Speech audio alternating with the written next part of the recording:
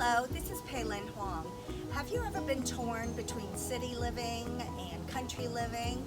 Not quite sure which you prefer?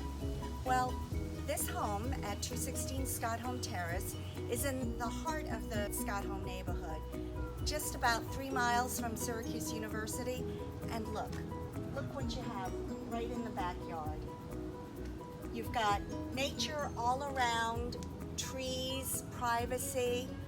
You have a hot tub that you can soak in year-round that's protected from the elements.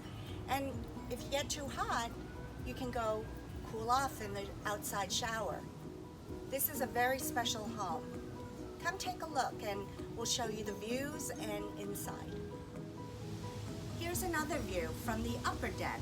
And yes, there's a 2-level deck. On a clear day, you can see all the way to Onondaga Lake. And look how light and bright this room is.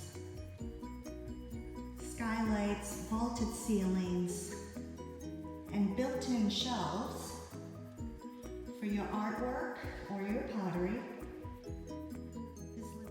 And how about this kitchen?